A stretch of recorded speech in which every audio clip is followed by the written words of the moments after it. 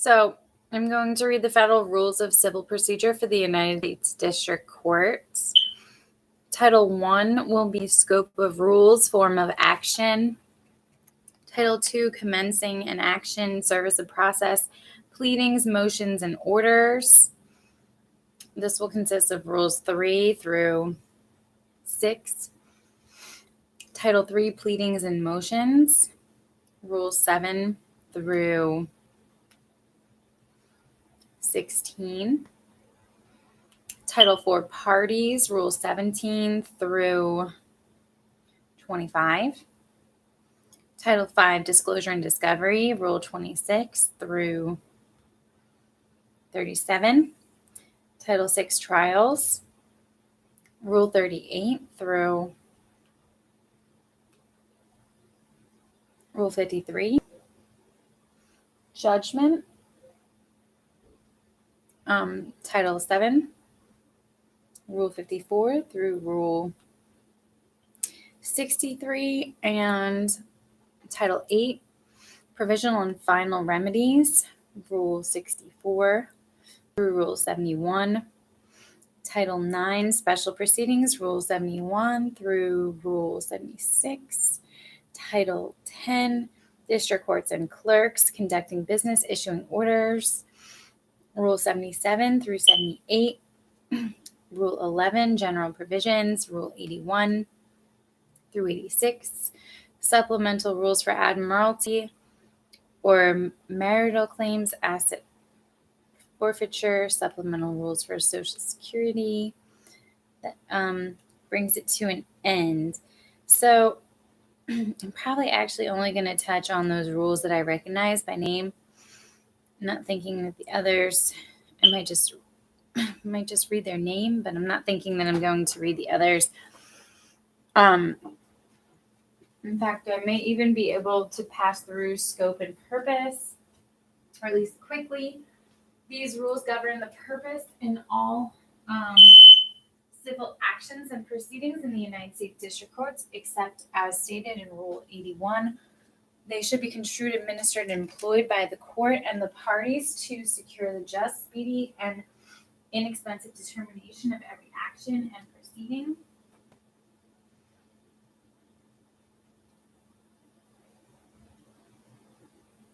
Rule number 2, one form of action. It's the civil action. On. A civil action is commenced by filing a complaint with the court. Moving on to Rule 4. This should have some content.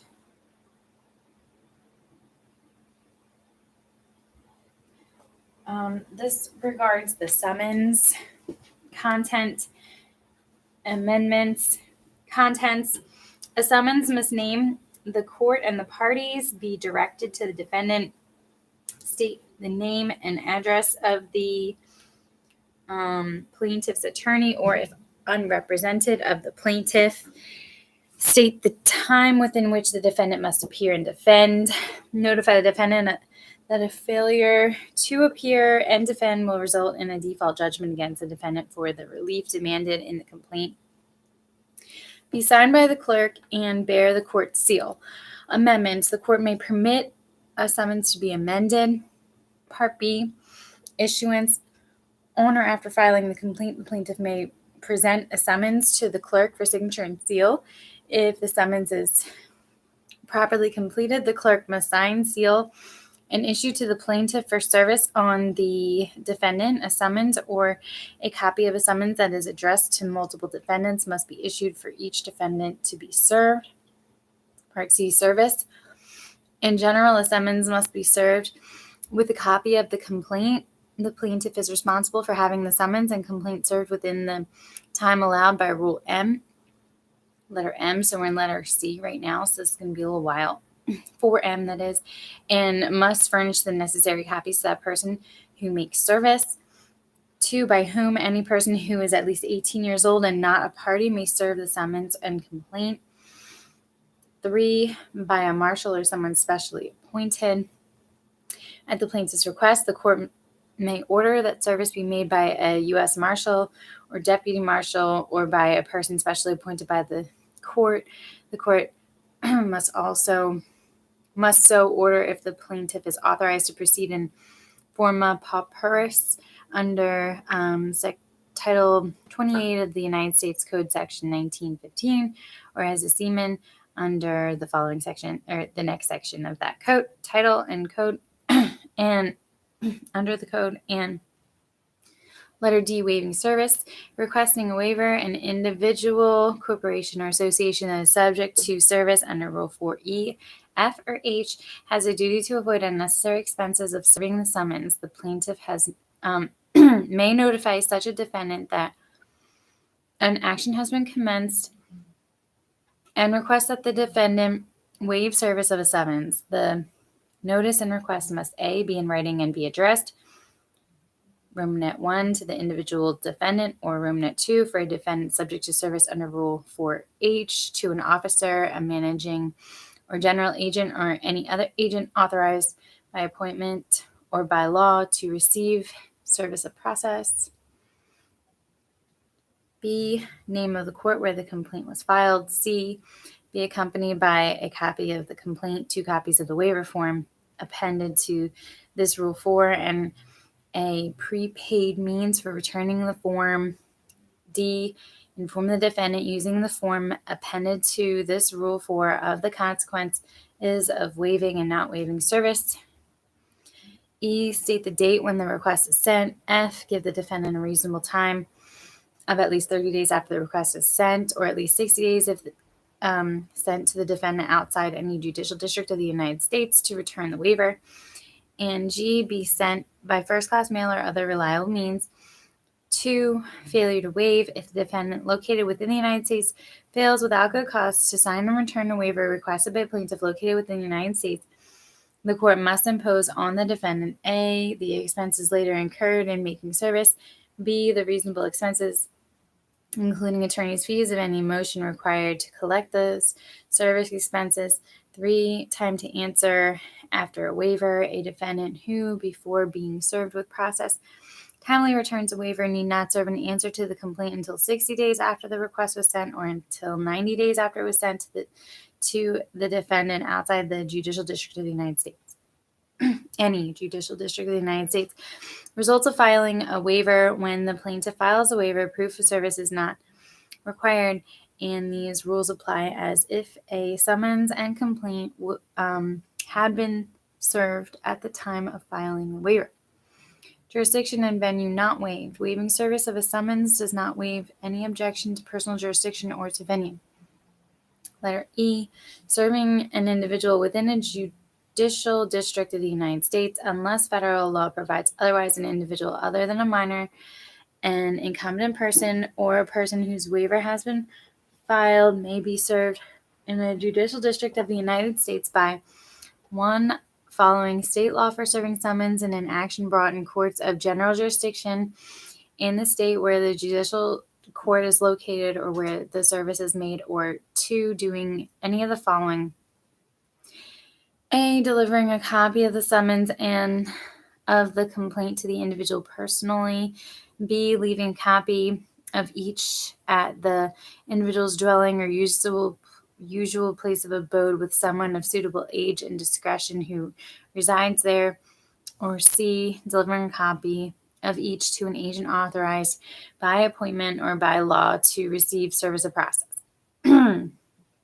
F, serving an individual in a foreign country, unless federal law provides otherwise, an individual other than a minor, an incompetent person, or a person whose waiver has been filed may be served at a place not within any judicial district of the United States, 1, by any internationally agreed means of service that is reasonably calculated to give notice, such as those authorized by the Hague Convention on the Service Abroad of Judicial and Extrajudicial Documents. 2, if there is no intentionally agreed means, or if an international agreement allows but does not specify other means, by a method that is reasonably calculated to give notice.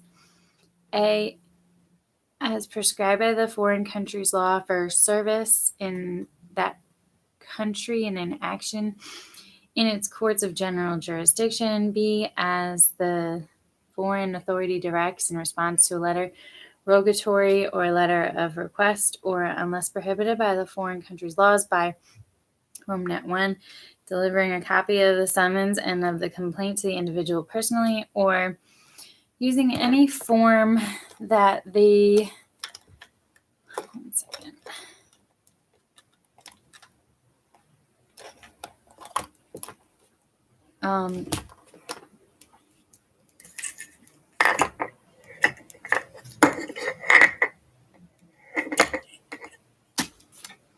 like reading this off my phone, it's obnoxious. Using any form that of mail that the clerk addresses and sends to the individual, and that requires a signed receipt, or 3, by any other means not prohibited by international agreement as the court orders. Serving a minor or an incompetent person. A minor or an incompetent person in the judicial district of the U.S. must be served by following state law for serving a summons or like process on such a defendant in an action brought in the courts of general jurisdictions of the state where service is made. A minor or an incompetent person who is not within the judicial district of the United States must be mailed in a manner prescribed by Rule 4F, 2A, F2B, and F3. H, serving a corporation, partnership, or association.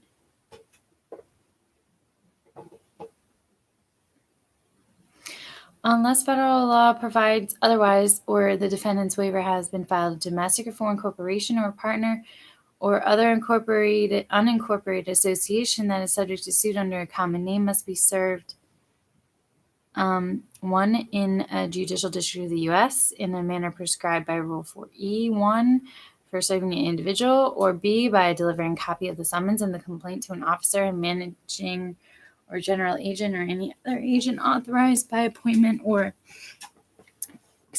by law to receive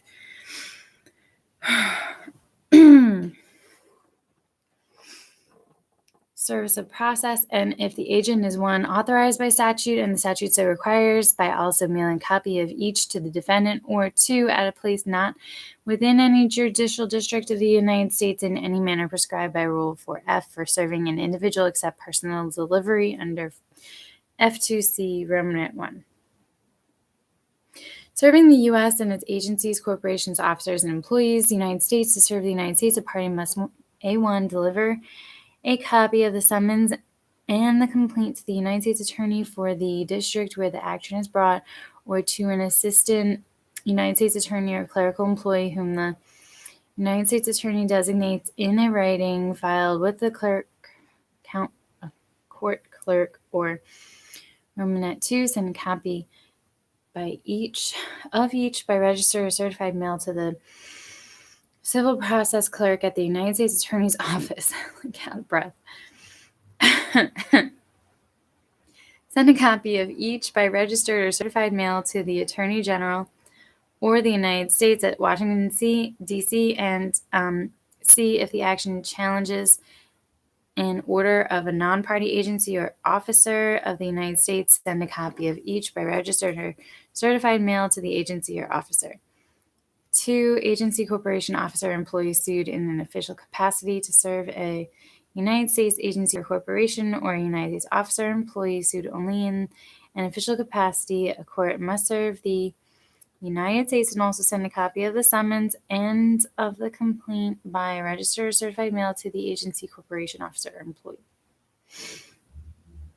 3, officer or employee sued individually to serve the U.S. officer or employee sued in an individual capacity for an act or omission occurring in connection with duties performed on the United States' behalf, whether or not the officer or employee is also sued in official capacity. A party must serve the United States and also serve the officer or employee under Rule 4E, F, or G.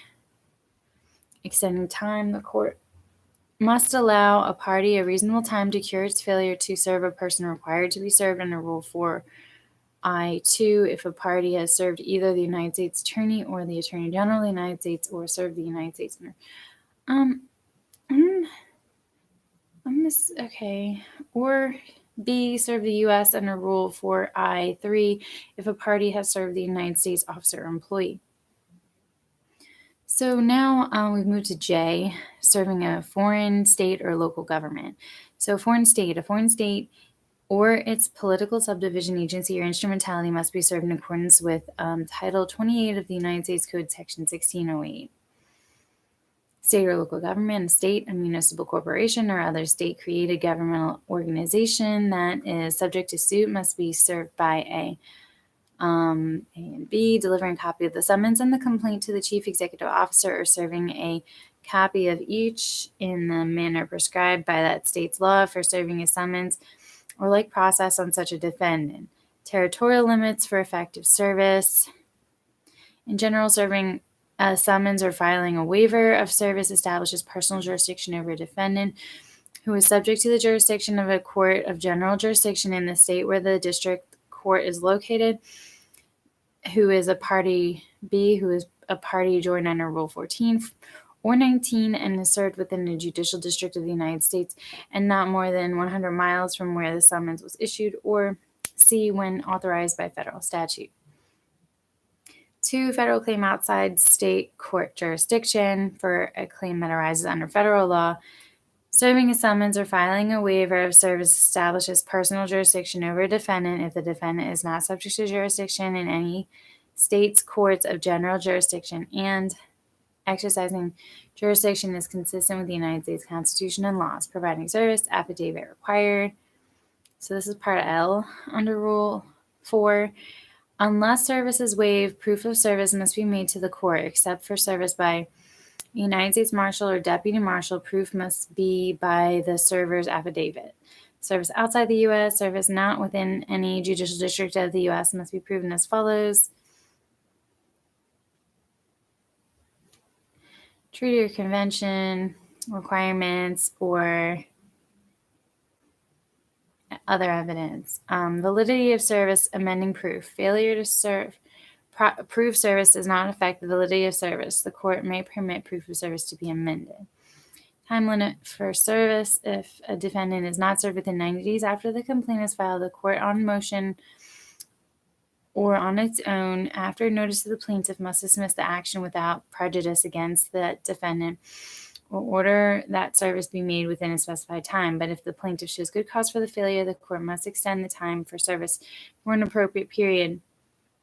The subdivision M does not apply to service in a foreign country under Rule F, 4F, 4H2, 4J1, or to service of a notice under Rule 71.1D, 3A, asserting jurisdiction over property or assets.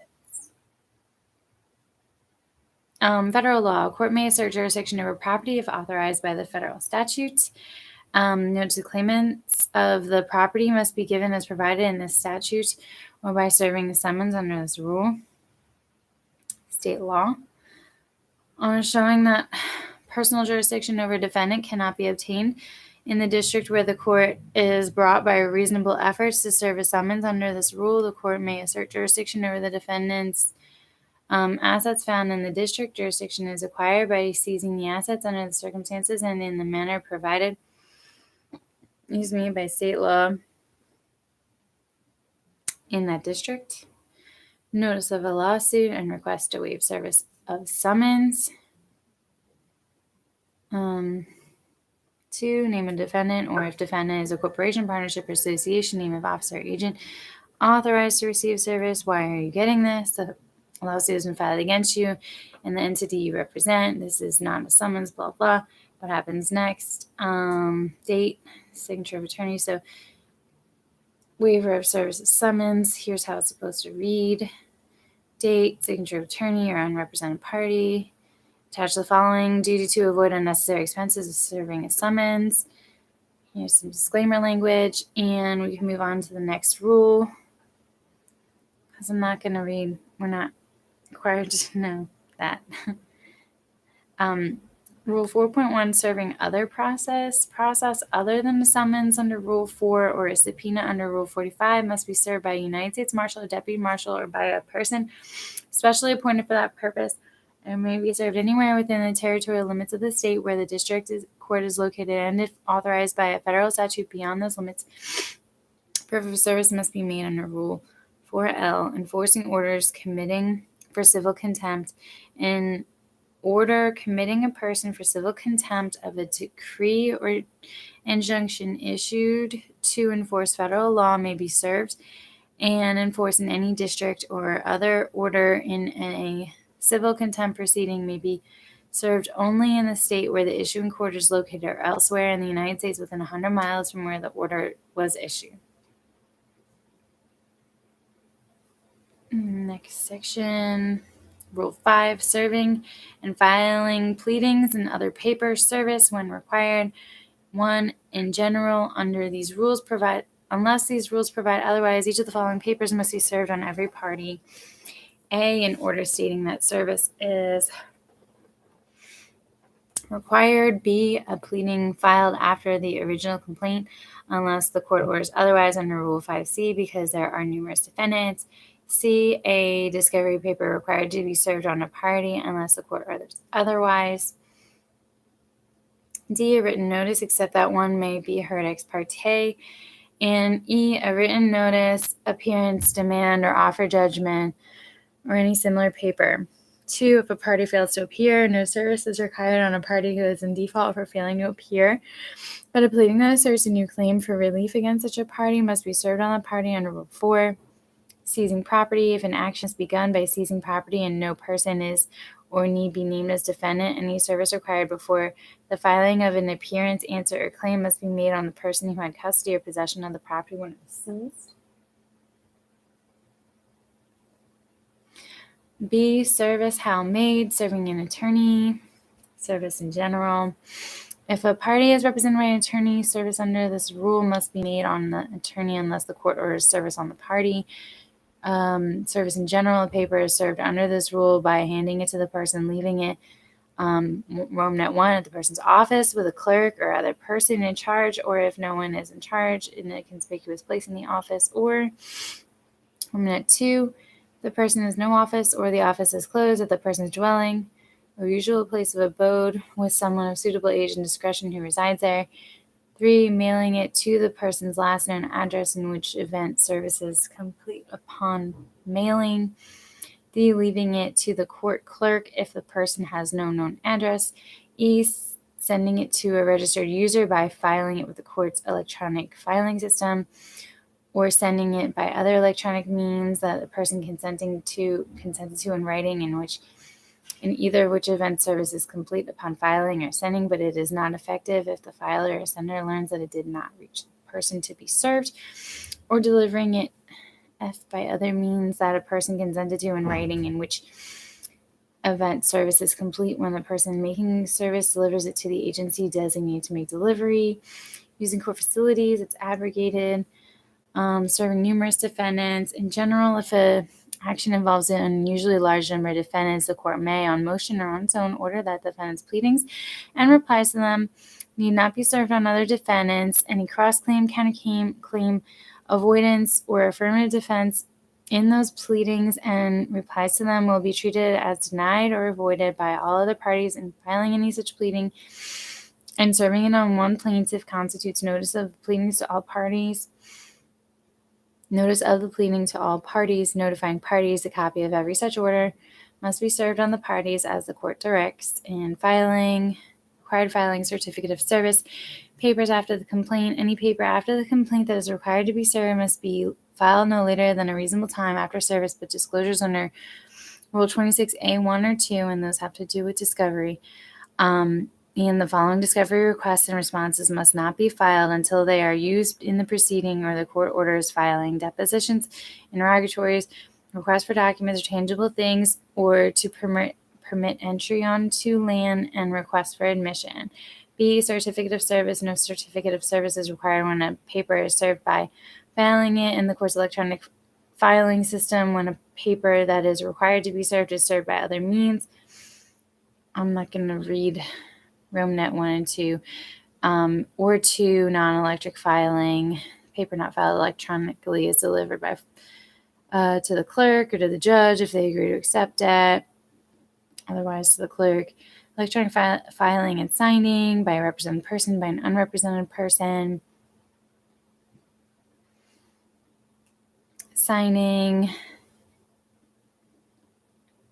anything then authorized by that person in the signature block constitutes a person's signature, same as writing paper, or treat an electronic document the same as writing paper. Acceptance by the clerk must not refuse to file a paper solely because it is not in the form prescribed by these rules or by a local rule or practice, as they do differ. Rule 5.1, constitutional challenge to a statute, notice, certification, or intervention. A, notice by a party that files a pleading, written motion, or other paper drawing into question the constitutionality of federal or state statute must promptly file a notice of constitutional question stating the question and identifying the paper that raises it. If the federal statute is questioned and the parties do not include the United States, one of its agencies, or one of its officers or employees of an official capacity, or the state statute is questioned and the parties do not include the state, one of the agencies, or one of the officers, employees in an official capacity, and serve the notice in paper on the Attorney General of the United States if a federal statute is questioned, or on the state Attorney General if the state statute is questioned, either by certified or registered mail or sending it to electronic address designated by the Attorney General for this purpose. Certification by the court. Certify to the appropriate Attorney General that statute has been questioned. Intervention. This is kind of what I wanted to know, if this is relevant. Final decision on the merits. Unless the court sets a later time, the Attorney General may intervene within 60 days after the notice is filed or after the court certifies a challenge, whichever is earlier. Before the time to intervene expires, the court may reject the constitutional challenge but may not enter a final judgment holding this statute unconstitutional. D, no forfeiture. A party's failure to file and serve the notice or the court's failure to certify does not forfeit constitutional claim or defense that is otherwise timely asserted. Now, Rule 5.2, privacy protection for filings made with the court. Talking about redacting social security numbers, minors, going by initials, exemptions from the redaction requirement, account numbers, administrative or agency proceeding, the official record of a state court proceeding, reporting of a court tribunal, a record is not subject to redaction requirement when originally filed, pro se filing, and an action brought under crazy section, limitations on remote access to electronic files, social security appeals, and immigration cases.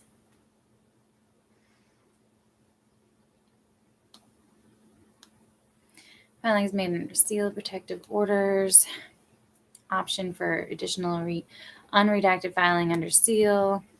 I mean, I'm kind of curious about AdCom.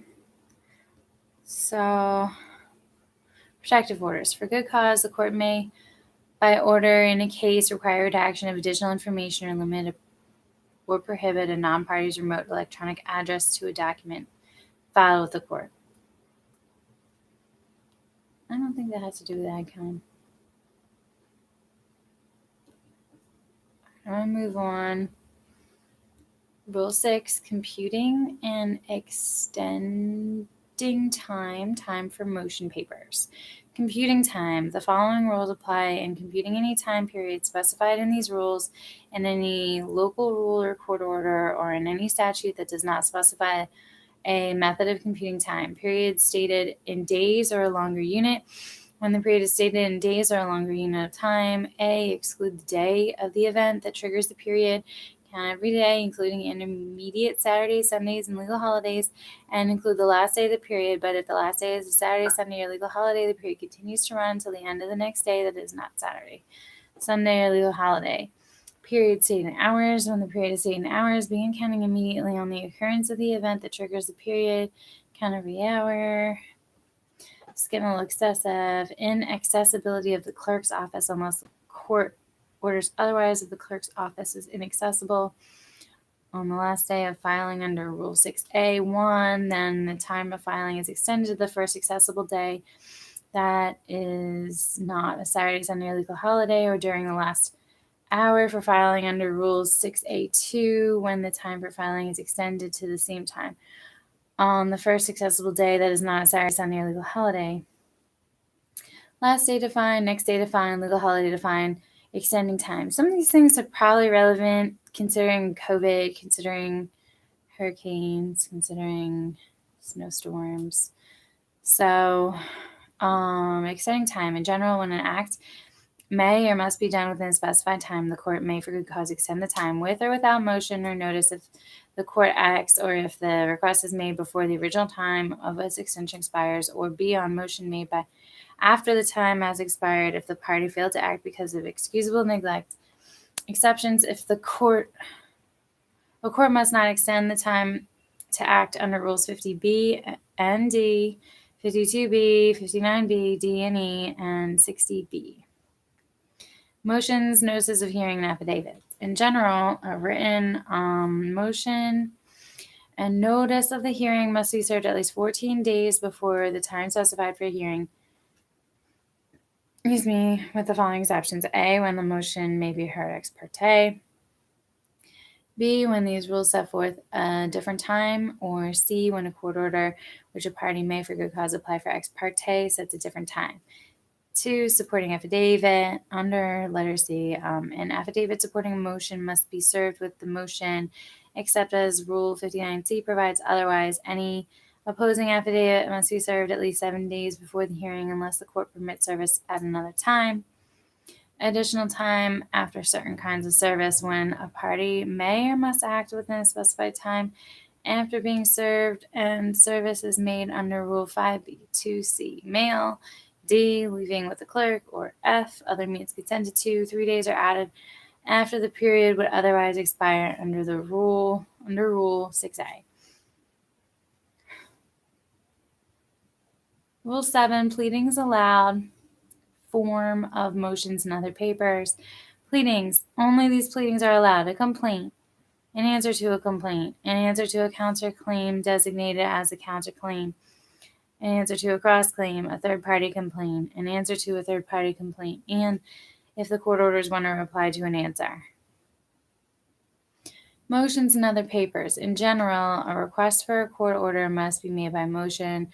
A motion must be in writing unless made during a hearing or trial, state with particularity the grounds for seeking the order, and state the relief sought. Form, the rules governing captions and other matters in form, and pleadings apply to the motions and other papers.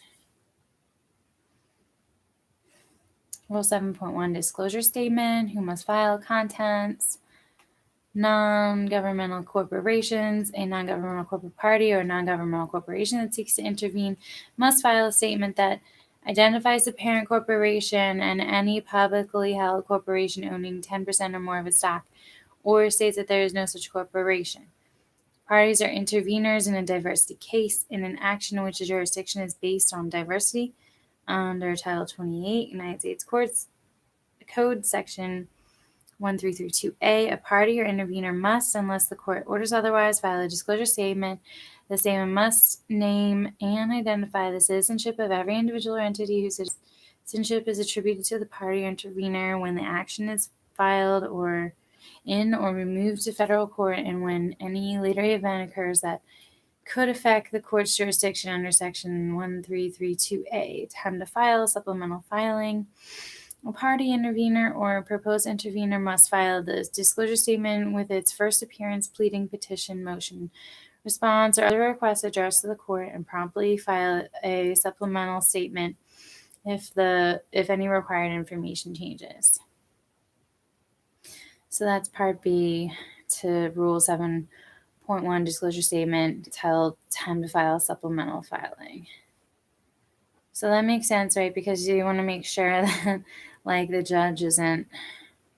judge wants to be able to make sure that they don't have to recuse themselves, and you kind of need to know details about corporations, owners, if they're intervening. So as C, it's not a judge owns or a significant portion of stock or their family, immediate family. So Rule 8, general rules of pleading. Claim for relief. A pleading that states a claim for relief must contain. This is something to remember. A short and plain statement of the grounds for the court's jurisdiction, unless the court already has jurisdiction and the claim needs no new jurisdictional support. 2, a short and plain statement of the claim showing that the pleader is entitled to relief. And 3rd, a demand for the relief sought, which may include relief in the alternative or different types of relief. Defenses, admissions, and denials. 1, in general, and this is Part B of Rule 8. What I stated earlier was Part A. Defenses, admissions, and denials. 1, in general, in responding to a pleading, a party must A, state in short and plain terms its defenses to each claim asserted against it, and B, admit or deny the allegations asserted against it by an opposing party. 2, denials, responding to the substance. A denial must fairly respond to the substance of the allegation.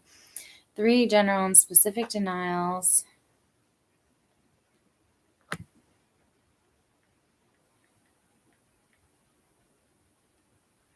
A party that intends in good faith to deny all the allegations of a pleading,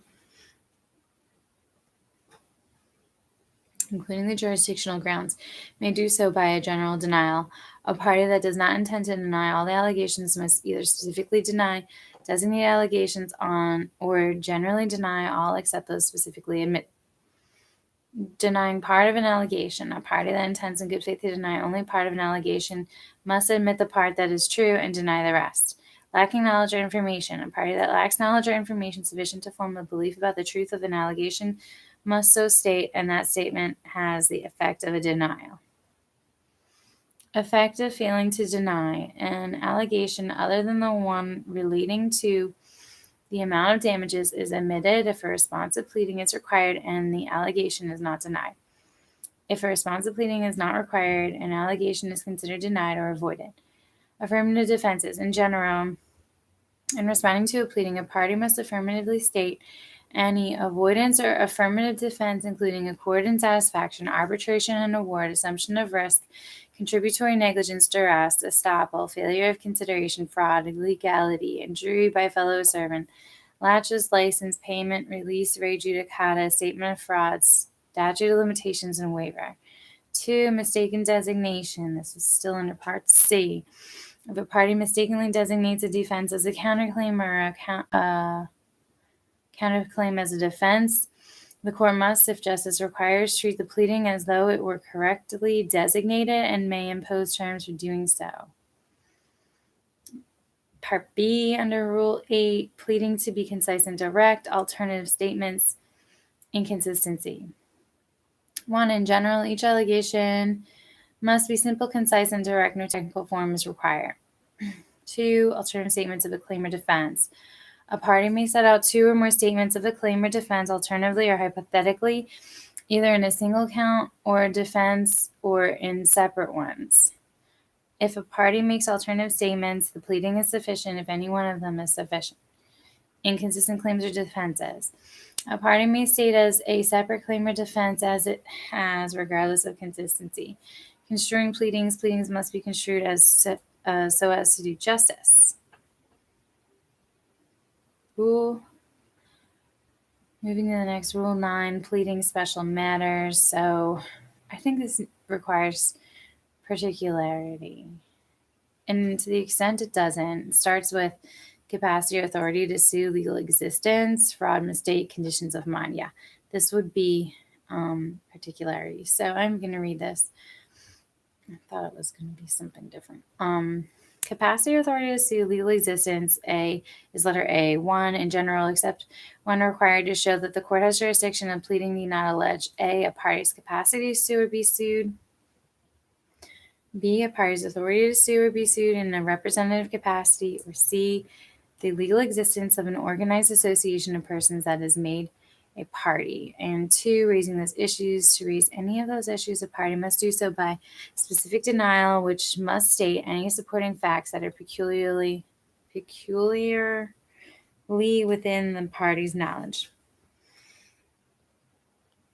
B, fraud or mistake, conditions of mind. In alleging fraud or mistake, a party must state with particularity the circumstances constituting fraud or mistake. Malice, intent, knowledge, and other conditions of a person's mind may be alleged generally. Condition precedent. In pleading conditions precedent, it suffices to allege generally that all conditions precedent have occurred or been performed, but when denying that a condition precedent has occurred or been performed, a party must do so with particularity. Official document or act. In pleading an official document or official act, it suffices to allege that the document was legally issued or act illegally done. Judgment. In pleading a judgment or decision of a domestic or foreign court, a judicial or quasi-judicial tribunal, or a board or officer, it suffices to plead the judgment or decision without showing jurisdiction to render it. Time and place. An allegation of time or place is material when testing the sufficiency of a pleading. Special damages. If an item of special damage is claimed, it must be specifically stated. And then admiralty and maritime claim not being tested. Form of pleadings, Rule 10, caption, name of parties is Part A, paragraph, separate statements is Part B, and adoption by reference and exhibits is Part C.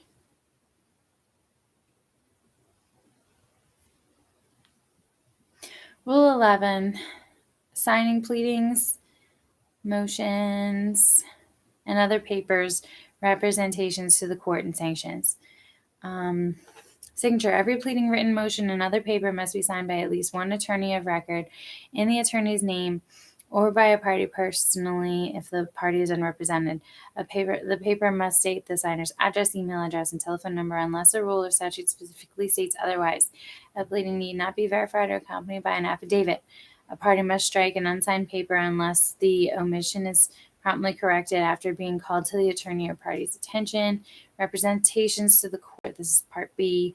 By presenting to the court a pleading, written motion, or other paper, whether by signing, filing, submitting, or later advocating it, an attorney or unrepresented party certifies that to the best of the person's knowledge, information, and belief formed after an inquiry reasonable in the circumstances, it is not being presented for any improper purpose such as to harass, cause unnecessary delay, or needlessly increase the costs of litigation. The claims, defenses, or other, this is Part 2, legal contentions are warranted by existing law or by a non-frivolous argument for extending, modifying, or reversing existing law or for establishing new law.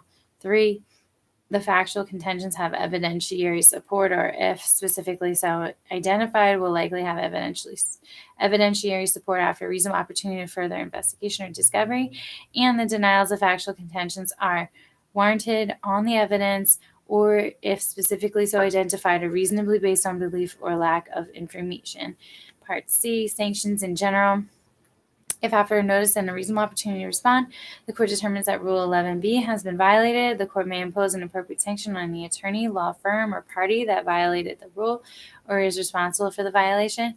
Absent exceptional circumstances, the law firm must be held jointly responsible for a violation committed by its partner, associate, or employee. 2, motion for sanctions. A motion for sanctions must be made separately from any other motion and must describe the specific conduct that allegedly violates Rule 11b. The motion must be served under Rule 5, but it must not be filed or presented to the court if the challenged paper claim, defense, contention, or denial is withdrawn or appropriately corrected within 21 days after service or within another time the court sets. If warranted, a court may award to the prevailing party the reasonable expenses, including attorney fees incurred for the motion. 3, on the court's initiative, on its own, the court may order an attorney, law firm, or party to show cause why conduct specifically described in the order has not violated Rule 11b. 4, nature of sanction. A sanction imposed under this rule must be limited to what suffices to deter repetition of the conduct or comparable conduct by others similarly situated. The sanction may include non-monetary directives, an order to pay a penalty into court, or if imposed on motion and warranted for effective deterrence, an order directing payment on the movement of part or all of the reasonable attorney's fees and other expenses directly resulting from the violation. 5, limitations on monetary sanctions. The court must not impose a monetary sanction, A, against a represented party for violating Rule B2 or on its own unless it issued the show cause order, under Rule 11C3 before a voluntary dismissal or settlement of claims made by or against the party that is or whose attorneys are to be sanctioned. Requirements for an order. This is number 6. An order imposing a sanction must describe the sanctioned conduct and explain the basis for the sanction. And letter D, inapplicability to discovery. This rule does not apply to disclosures and discovery, requests, responses, objections, and motions under Rules 26 through 37.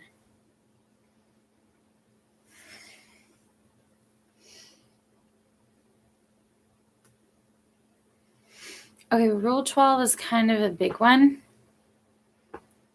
Let's see how long it is before we consider reading it. We're in Title 3, Pleadings and Motions. Let me just see what comes after Rule 12. If it's within the same title or if this is the last section in the title.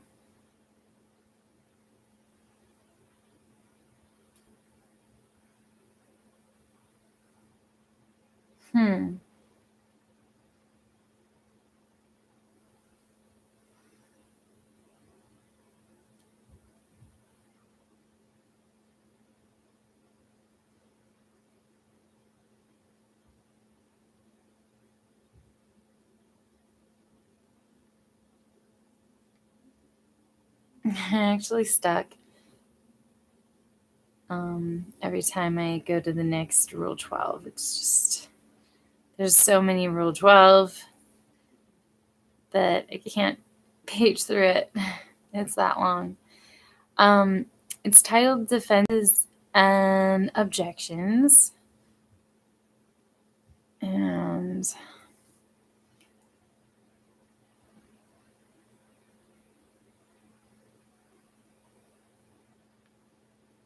don't know if maybe okay.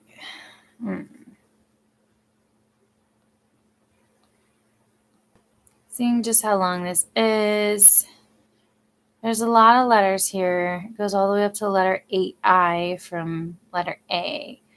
So I'm going to read the letters first.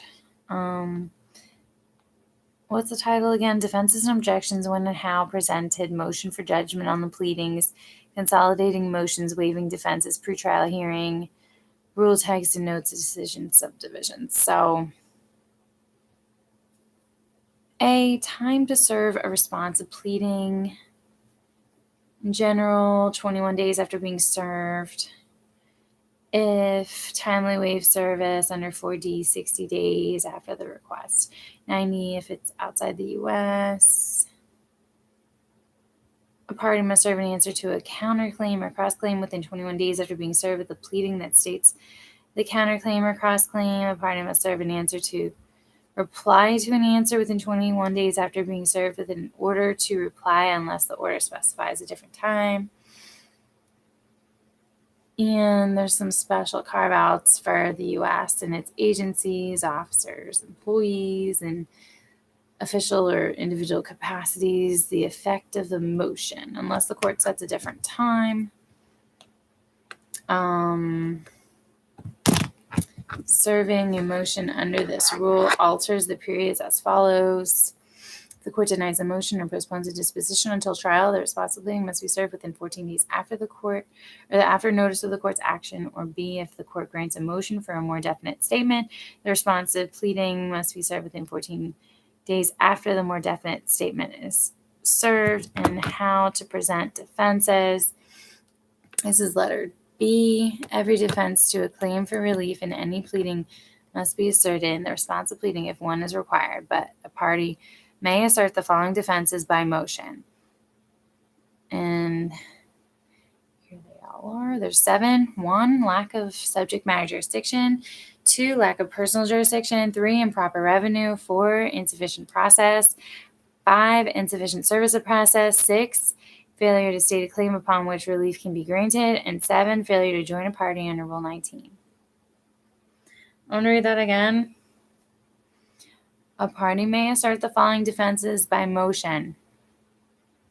Lack of SMJ, lack of PJ, improper venue, insufficient process or service of process, failure to state a claim upon which relief can be granted, and failure to join a party under Rule 19. A motion asserting any of these defenses must be made before pleading if a response to pleading is allowed. If a pleading sets out a claim for relief that does not require response to pleading, an opposing party may assert at trial any defense to that claim. No defense or objection is waived by joining it with one or more defenses or objections in response to pleading or in a motion. C. Motion for judgment on the pleadings. After the pleadings are closed but early enough to delay trial, a party may move for judgment on the pleadings. D. Result of presenting matters outside the pleadings.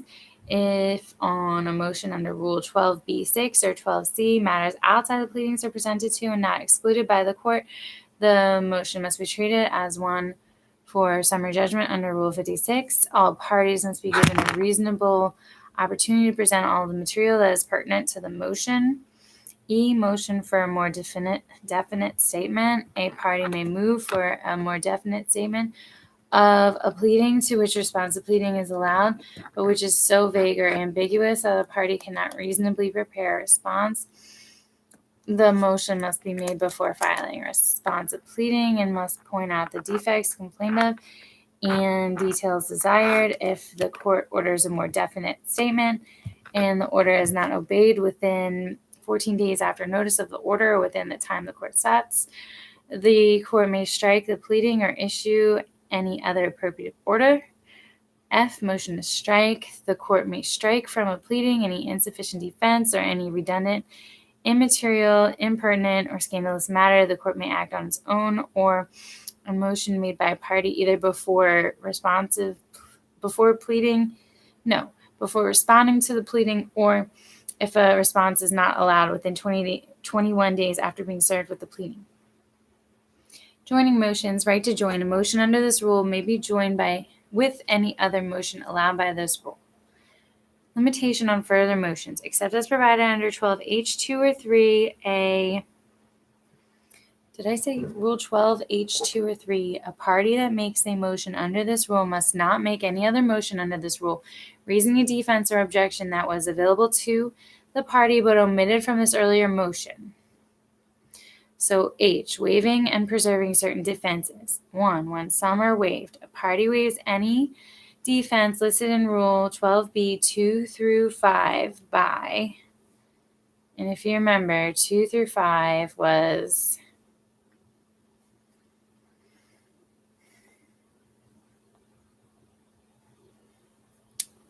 personal jurisdiction, venue, process, or service of process.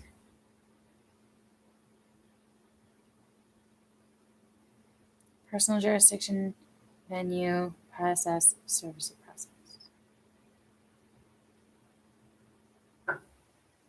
Party waives those by omitting it from a motion in the circumstances described in Rule 12G2, which is the limitation on further motions. Party that because we're talking about what, joining motions. You can join them, except you're limited. So omitting it from a motion in the circumstances described in those limitations on further motions section, or failing to either make it by motion under this rule or include it in a response to pleading or in an amendment allowed by Rule 15A as a matter of course, which is an amendment. When to raise others. Failure to state a claim upon which relief can be granted. 2. Join a person required by Rule 19b, or 2. State a legal defense to a claim may be raised. So that's when to raise others, Part 2, under this, H section? Waiving and preserving certain defenses. So a failure to state a claim upon which relief can be granted, to join a person required by 19b, or to state a legal defense to a claim may be raised in a pleading allowed or ordered under Rule 7a, b by a motion under Rule 12c, or c at trial. And third, under 12h, is the lack of subject matter jurisdiction. If the court determines at any time it lacks subject matter jurisdiction, the court must dismiss the action. And that can be even like after the trial. I saw like in NBE questions. Hearing before the trial, this is letter I in the last section, Rule 12. If a party so moves any defense listed in 12B, 1 through 7, which I'm now starting to memorize them, right? 1 was a lack of subject matter jurisdiction. 2 was personal jurisdiction. 3 was venue. 4 was process. 5 was service of process. 6 was failure to state a claim on which relief can be granted. And 7 was something else. Whether made in a pleading or by motion, and the motion under 12C must be heard and decided before trial unless the court orders a deferral until trial. So what was 7? Failure to join a party under Rule 19. So it's only 9 o'clock. I might get back into this, but for now, 55 minutes and 55 seconds. I'm ending the stream.